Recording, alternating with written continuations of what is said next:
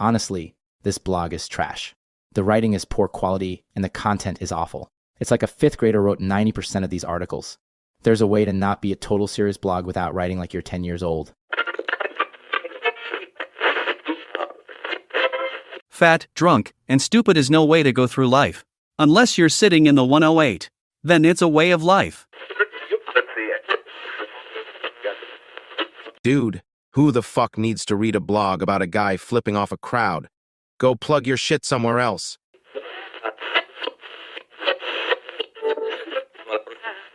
Consider dropping the beef loaf. That's so terrible.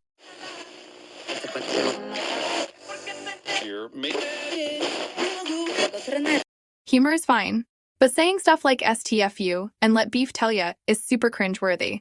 You can joke around and keep it lighthearted without writing an internet shorthand and talking like a preteen.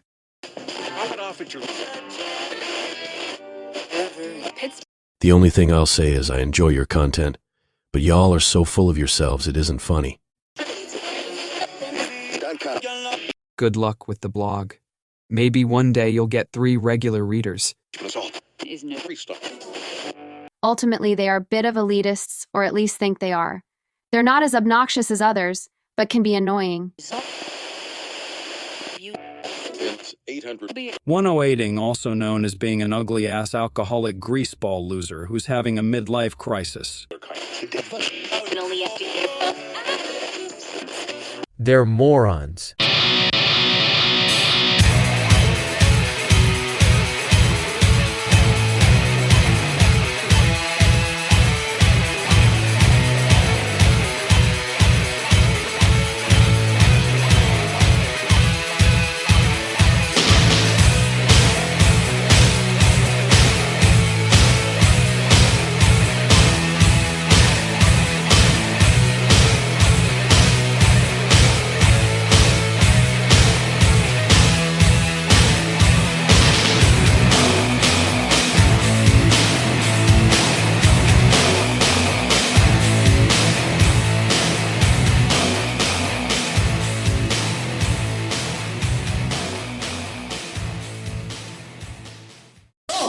Thank you, Reddit. Welcome to the 108 live show. You made that nice fancy. Shut up, and they didn't shut up. They don't have to shut up. You need to shut up. You need to shut up, too. Hey, shut up! Welcome to the 108 live show. And remember the drinking rules. Beef Love says allegedly, or that he wrote a blog about that. You drink. If My Sock Summer mentions his time on the West Coast or blames his kids for something, you drink. And if I fuck up the intro, which My Sock Summer made me do, or if I swear, which is definitely gonna happen, you drink. Thank you, everyone, for coming out to the moment tonight. I appreciate all of you quieting down while we're up here, but you need to stop that right now. Yeah, let's go, baby. It's not Wally can still shut up. Yeah, Wally should still shut up. Everyone else, you talk too much. But as we start every show, I just want to know from these fellas, My Sock Summer, what are you drinking? Tonight, I started off with the old-fashioned, because I wanted to try that. We got a lot of good stuff. That's good stuff. You did that. And then I went back to the traditional Maker's Mark on the rocks. That's what I'm drinking tonight, but it makes me a little angry. Just in case they watch themselves. If I can't drink too many, or else I get a little angry. Well, luckily, we're not talking about anything that would anger you like the White Sox. No.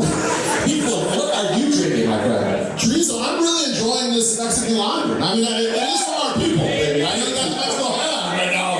And I know a lot of you are drinking it out there. I saw the bums knocking that down, and the Mexican lager's on point, so enjoy it, everyone. Drink up. Baby, I'm drinking that too. From what I heard, that's what you're drinking? Our friend James, she got us a couple shots up here. But it's not just for us, it's for the sock machine guys too. So are the sock machine guys willing to jump up and take a shot? Get your asses up here, let's go.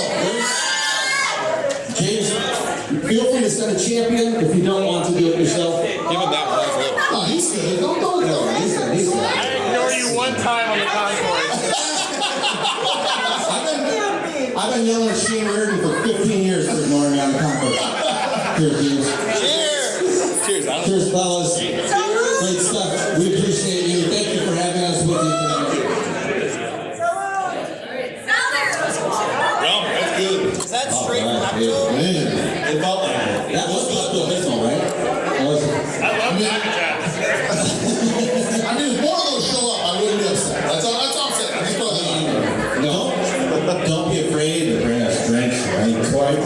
You know, we love Ramova.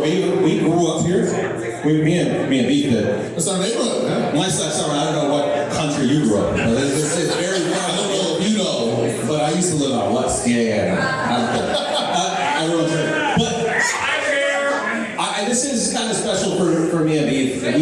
We grew up only blocks from here. This thing has been closed almost our entire lives. And so when it reopened, we were talking to our good friend Josh Nelson, and we were like, man, it'd be cool to get in. It'd be cool to get in. We had no idea that there was this second level. No. We knew, because we're realistic, that we couldn't fill 1,600 feet down. Not without showing our feet. If we show our feet, maybe we got 1,600. We'll see. I gotta bring the money makers out. We're gonna do that. But we found out about this, we said we gotta do it. We absolutely have to do it. Josh came up with the idea to do it the day before opening day. And thank you, Josh. That was a great idea. And thank you all for coming. We appreciate it. But let's get into this shit. Let's go. We got a couple of quick announcements that we want to make. Says, I hear that despite the fact that the team does not want to mention the word rebuild, that we're willing to. Yeah. What's back, baby? This is back. And I know there's one person that's very happy about that.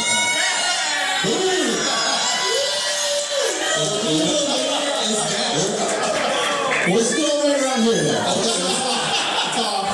Commander Getz will tell us when it's on, right? That's right. This is actually a heavy-duty one, so when it gets stuck in the rain, it is not going to bleed all over the place.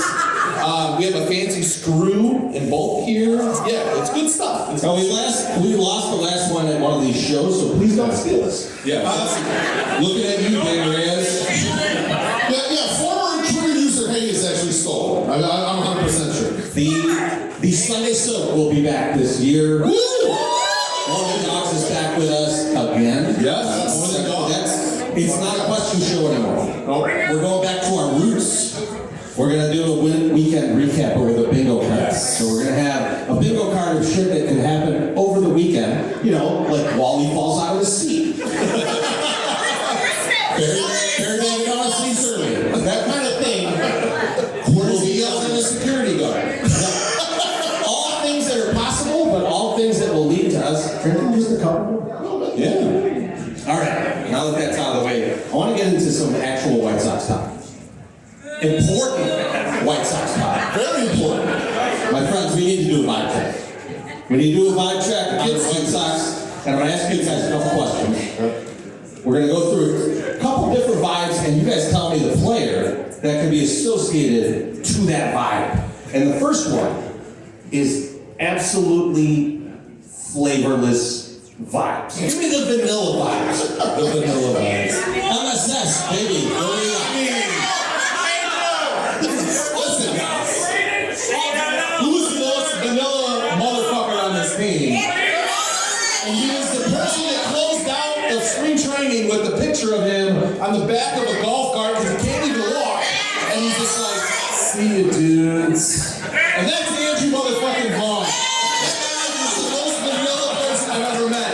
I posted that picture, all sorts of talk, but you know what? That motherfucker growled at me in the lobby. Yeah, you don't like a Cincinnati hotel when I just said, voodoo. Hi, Andrew. And he's like, that's the only reason I like him. Well, he could feel that I was trying to judge how tall he was, so that we were just not tall.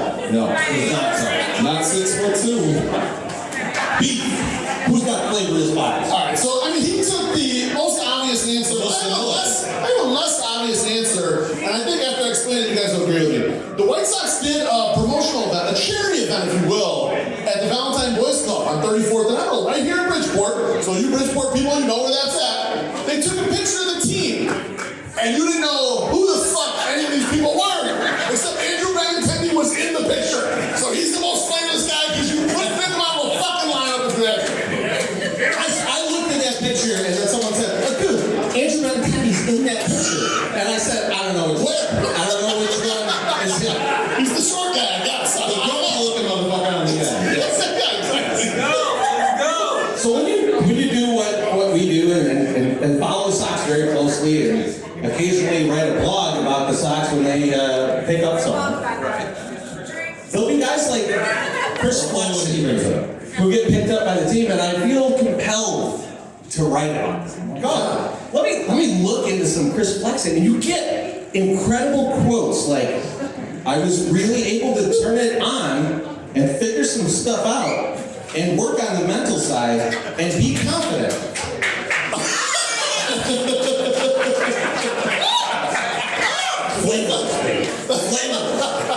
Listen, that is a taco with no toppings.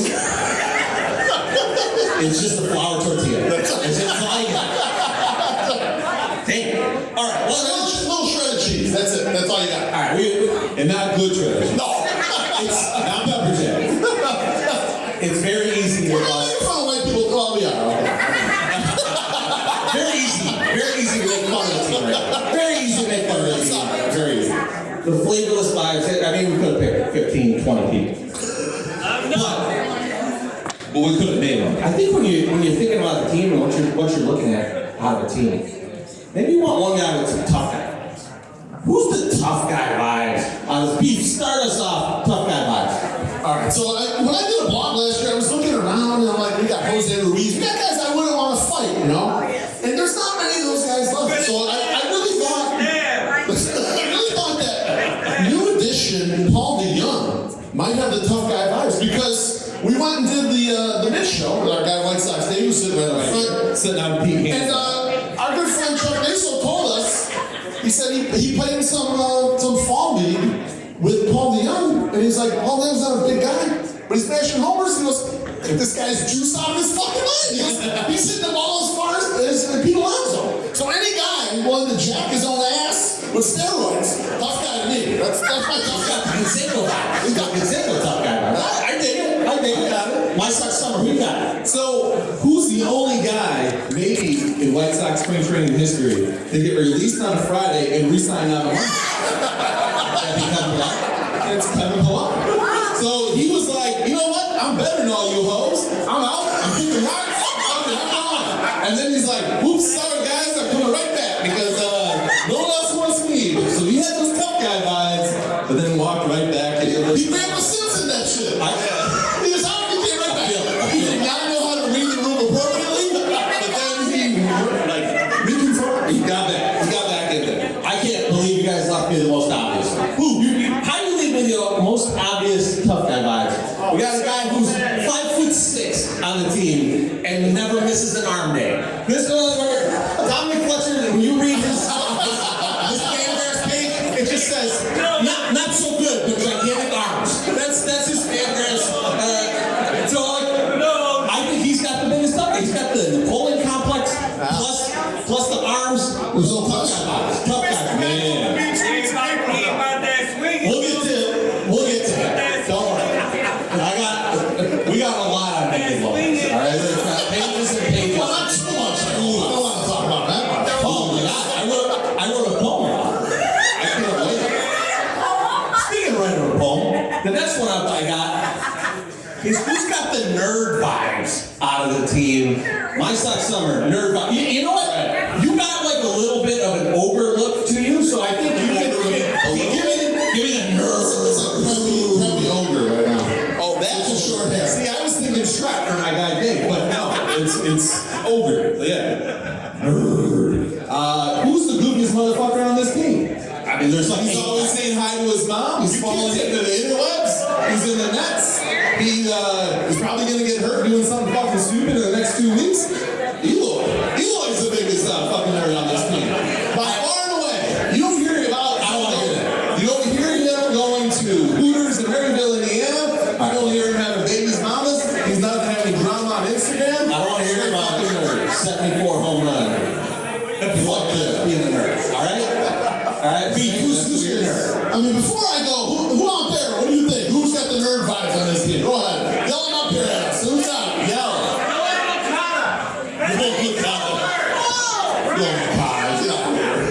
He loves Hooters.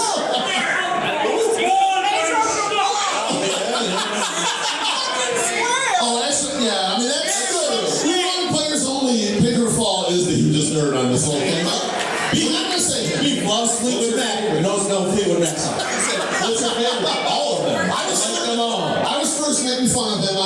I'm upset with all of you for following that lead. No, the nerdiest guy on this team, the biggest nerd vines, and we saw him at the season ticket holder event. And my guy, Gene Honda, who I wish they would move along to pasture because he sucks now. Gene's way past his prime. He's interviewing the panel. And he interviews this tall starting pitcher who I love. Gene Honda's 70, he's killing 2 packs a day, man.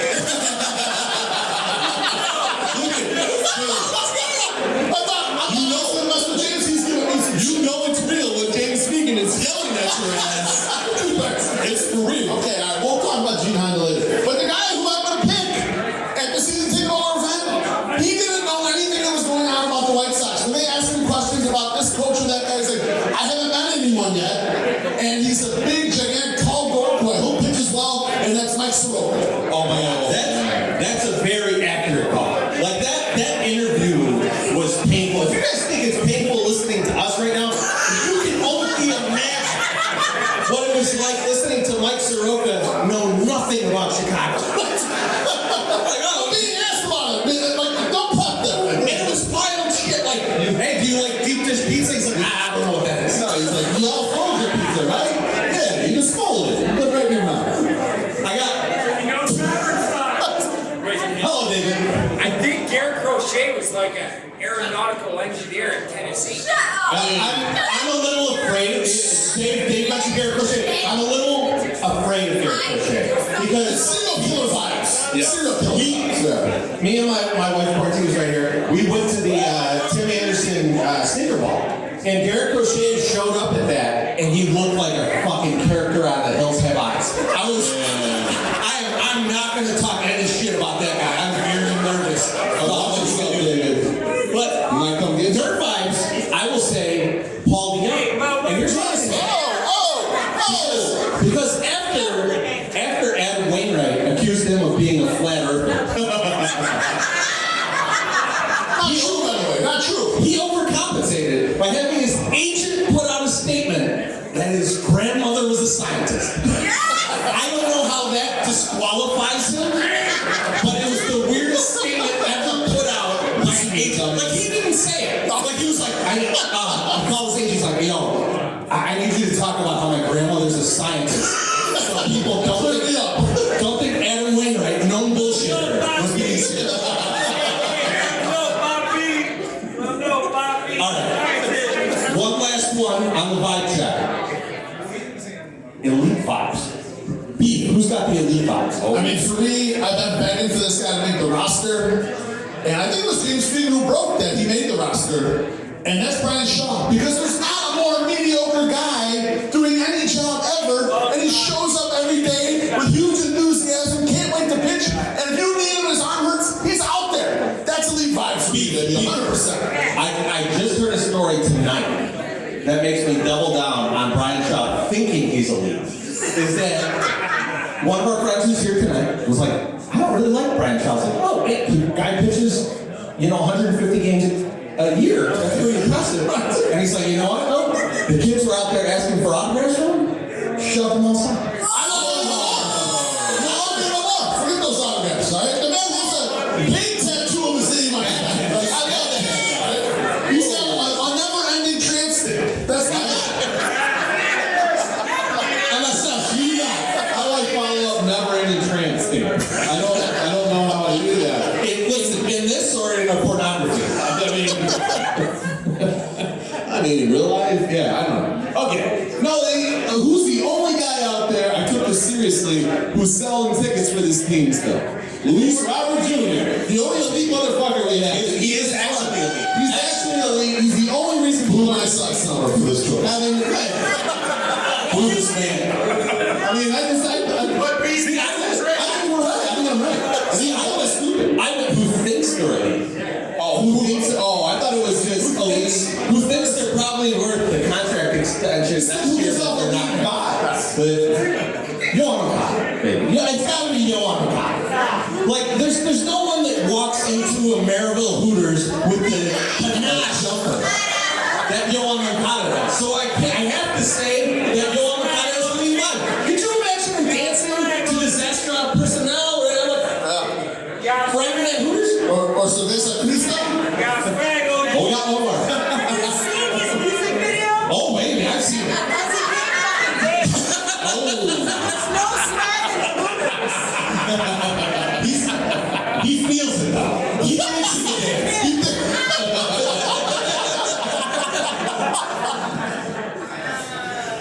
Oh my God. Good point. That's an accurate point. Good point. I'm gonna withdraw my comment. No, it's kind of weak. We did think about what we talk about with the socks, you know? What's the season preview, Tracy? Like, with this team, what are we gonna do? Could I come up here like Lawrence Holmes and say, grab your Dylan Cease jersey and hang yourself with it? No, I don't. We're trying to have fun. We didn't say that because he left. We didn't say that. We came up with some awards. We came up with some awards that we want to give out for future performance. We're going to predict who wins these awards. And the first award is the Giovanni Soto Award.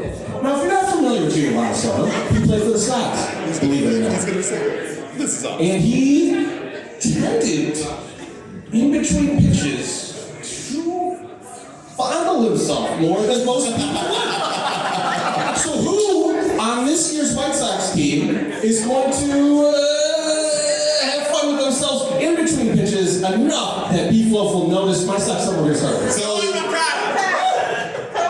first was like, I've got to go to right field and find a guy that's going to play right field because it's right in front of you. You're going to do something that's like obscene, and you're right there, and you're going to notice it. But then I'm like, I don't think that there's anybody in right field that's going to do anything weird. We've already seen Gavin Sheets. He doesn't do anything other than like Fletcher can't reach down there anymore because of how big his arms are. He just throws balls in the kids' faces, you know, and that's what Gavin Sheets does. But I was like, we're going to go right back to the catcher position, and Martin Maldonado is probably going to do something really freaky. He's got the hair, old ball braid. That's your thought, old ball. Yeah, he's just going to get right back in there. He's going to low ball Martin pebbles, long ball Martins, low ball pebbles. Beef, who you got? All right, I have to preface this. I got to ask permission. I'm about to make an Italian racism, so Scarlatta's, am I okay to do this? I get the thumbs up like that. All right. I feel like the only guy that speaks Italian on the roster is probably going to be the guy. He's short, he's Italian, and he's going to be touching his penis and genitals a lot. Dominic Fletcher. I almost think we should create a match called X-Clock for him. And I think he's going to be in there a lot, and he's right by us. He's going to be so close to us. I don't have to get like a visor that is like square stature can he reach. I don't know if he can reach, but he's going to be, he'll be digging. I just know it. I think you can envision this. I went a different way. Because I thought, who's almost naked when they come up to the plate? And that's Eloy. Eloy's already almost completely nude when he comes up to the bat. It's just a moment away from touching. So I'm going to go with him. Now let's get into some serious stuff. Some serious work. Yeah, a little more serious. I agree. The Brett Lillibridge Award, which is for the player most likely to have 2 good months and then disappear into witness protection like Henry. Let's go. Who you got? I mean, I had no other choice. I usually have extra notes here in case you guys take it. I only have one choice. It's going to be one choice. It's a man who is from Naperville, and you guys know him.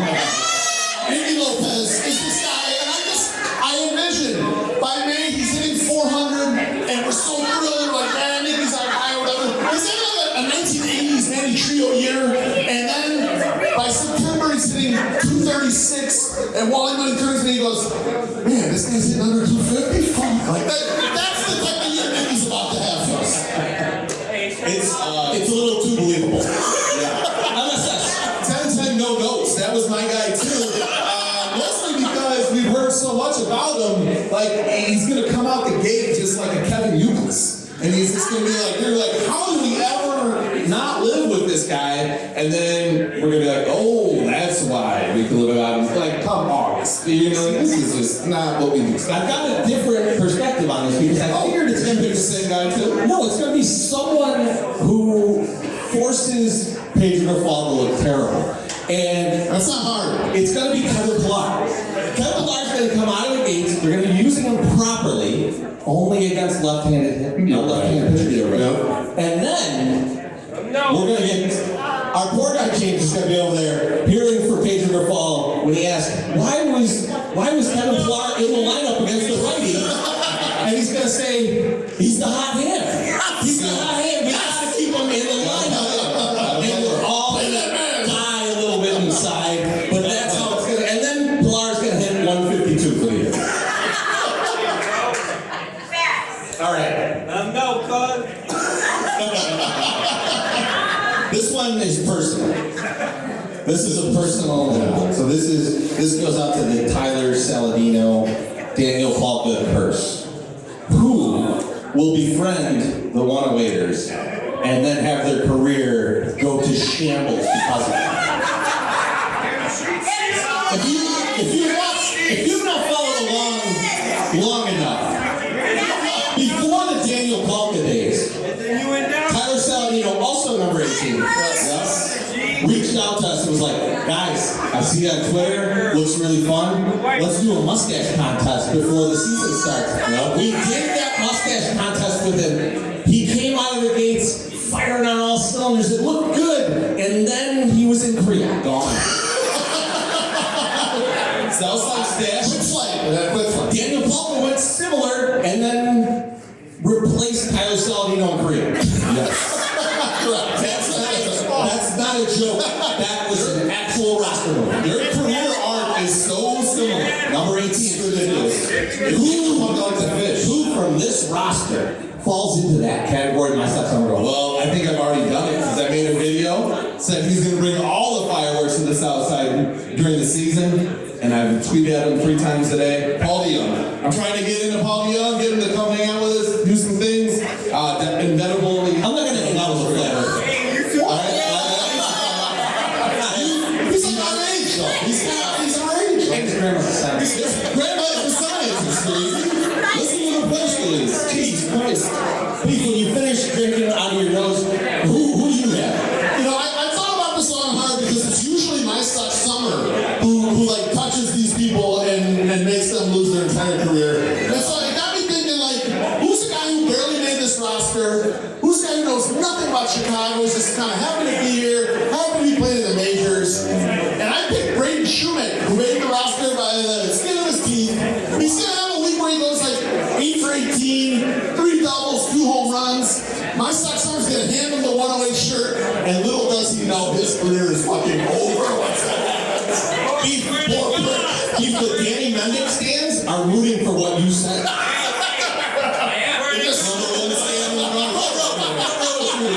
You just got chopped up.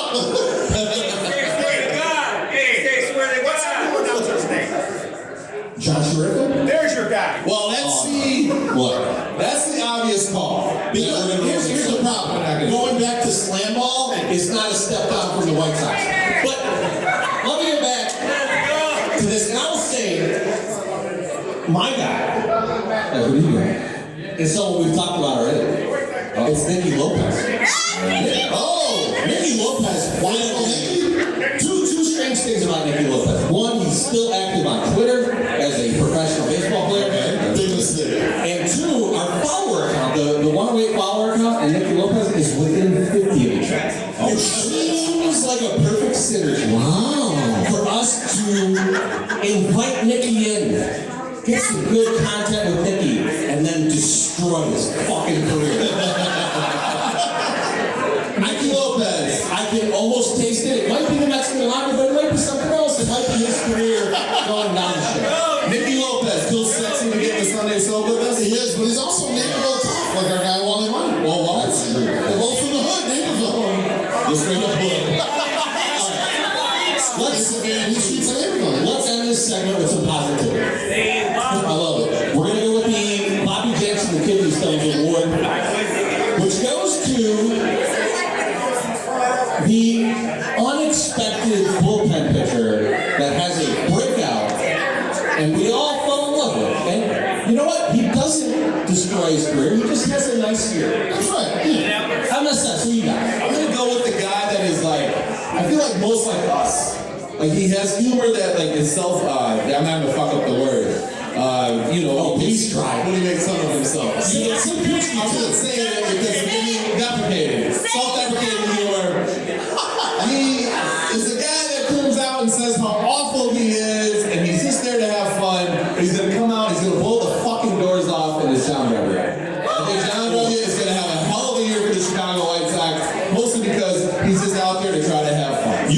to wake me up before you go. That's how I am, man. I'm Coach Michaels, fucking right. Like, as much as like listening to that Chuck Garfien interview with him, and Chuck Garfien saying that everything that he predicted was totally not his fault, and it wasn't him making a bad call. It was the clubhouse.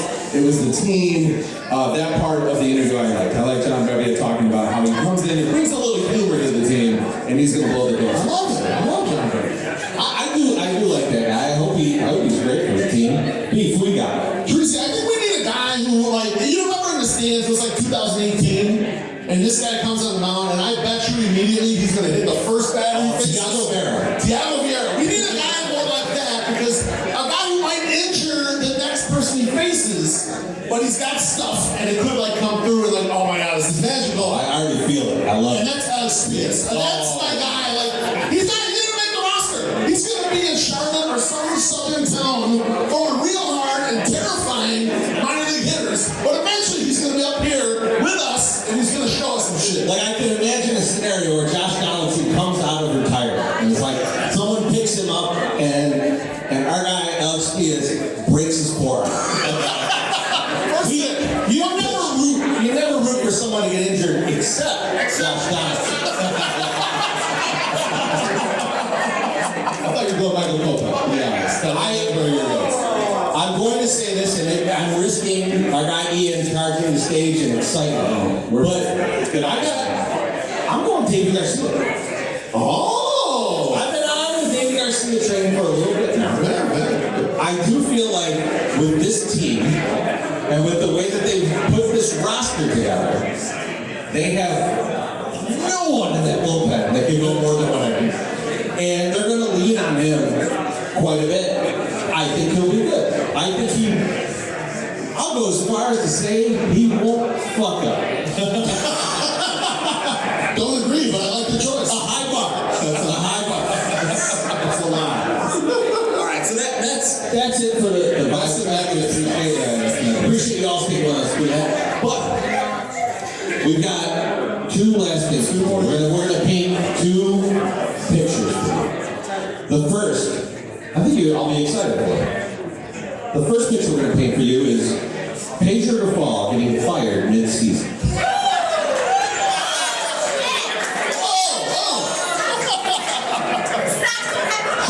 Should have done this with Rick Hahn getting fired. We missed. My second summer.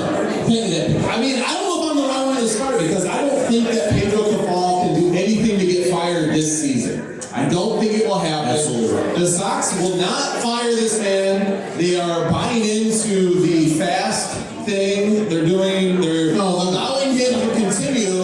No, the org is. Oh, the org. The org is buying him. I don't think the team is buying him. Please. But I just don't think that there is a thing that he can do to get fired this year. He's feeling way too much of himself. Obviously, with all the comments that he keeps throwing out in the media, he doesn't give a fuck what he says. He's not feeling himself what he says, and he's not fired. He's Teflon. Give the crowd some. I mean, when Tony La Russa's healthy enough to manage him, is that when he loses the job? Oh my God. Well, that make everyone's brain like if they're like in June, they're like Tony is back and Pedro's out here. Will that make everyone's brain or what? If you're poison, folks, I mean, those are the options. No, actually, it is weird because it would be easy to lay this guy off. Obviously, there's a salary involved. They also have Charlie Montoya right next to him. The guy who's been a major league manager for many years, and they kind of haven't like said, okay, you're gonna take over this thing. My real thought is like they're looking at Grady Sizemore. When is Grady Sizemore going to be ready to manage? Yeah. And that's when they'll launch because I think they're looking for, similar to the front office, a player that has been through this and like, okay, he don't even have a real title. They just put him in there and they don't know what the fuck he does, but he's sitting around. He's the next manager. I don't disagree there. I think though that the scenario of him losing his job mid-season is extremely possible. Why? And the reason I think so is because they put him in place just to be a middle manager. Like if you're thinking about a corporation, he's just there to carry out what Chris Getz is telling him to do. And so when you get into a game situation, he's got to take the notes from Bannister, he's got to take the notes from Getz, and he's got to go out there and orchestrate this whole thing. And as we know, he's a moron. So, I don't think he's going to do a great job at that. And when you don't do a great job at something like that, you get called into your manager's office and they go, hey, you know what? I hate to tell you this, but get the fuck out of here. I'd be shocked. I'd be shocked if he gets back. I will not be shocked. Before the end of the year? Before the end of the year, I don't think so. Definitely before the end of the year. Immediately in the off-season? Potentially. First month? Potentially. Might be. Like how they wrong Renneria. Yeah. That's which half of you might not want to get hired. Charlie Montoya is so confident in this. He's chasing Ohtani bets right now. He knows that he's got the money to do it. So, all right, not guilty. Last one, and then we'll get on to just drinking, you guys. Listen to the music. Paint me a picture, and I'm gonna go B-Flow first. Yes. And no plane crashes. The White Sox go to the playoffs. Okay, I thought about this a great deal. The answer is going to be long-winded, and I'm going to do some non-sequitur. So, to me, the biggest WTF White Sox team ever is not 2005. Okay, 2005, the 04 team was pretty good, whatever. The biggest WTF team of my lifetime is 1990. That team, an 89 team, sucked. They were terrible. And then they moved into 1990. They won 94 games. Now this White Sox team has no chance to do that, but let's play in this arena where you can make the playoffs with lesser wins. They had the superstar. It was a 42-year-old punch fist. They had Ozzie Guillen worth 3 wins, just glove only, right? They had a bunch of 2-win guys. Ivan Calderon, a young Lance Johnson. Robert Ventura was a good hit before he became a good hitter. Frank showed up for 60 games and was a fucking monster. The starting pitching was okay. It was Greg Hibbert, Eric King, Jack McDowell. Who could forget Bobby Thicken's 57 saves, so the bullpen was on point. But really, where this team did it was catching the ball. They just got the ball either hit to them or they were good at getting to a fourth in defensive efficiency in all of MLB. Very surprising. And speaking of run prevention, there was a big coward in this crowd named Josh Nelson who owes me a steak bet. So we're going to bet right now, Josh. You make the choice. Here's the line for the steak bet. We're talking runs allowed for the 2024 White Sox. I'm putting the line up at 818.5. You choose. Over. He's got over, I've got under. So he hates the White Sox. I fucking love the White Sox. Okay? But that's the dream for the White Sox to make the playoffs this year. A team that just gets a lot of balls into them, that they catch everything and they get a little lucky. And on the fringes on offense, they could be good enough with what they have. I wouldn't project it, but that's how they make it. Beef, I love it. I love the bet.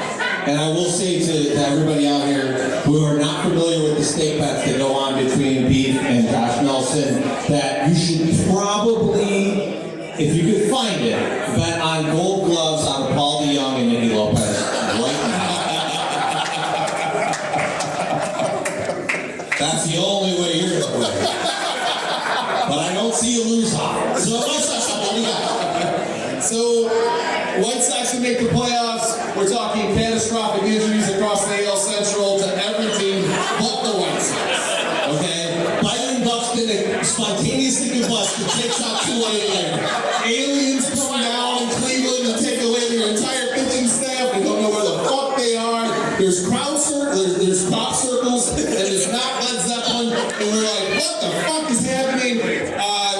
What else will happen is every gamble that Chris Getz has made this offseason, signing all these random ass people that we cannot remember and they didn't make a banner of to go up 35th Street, are going to pay off in spades. We're not going to know who they are, but they're going to be batting 350 going into the All-Star break, and they will not stop.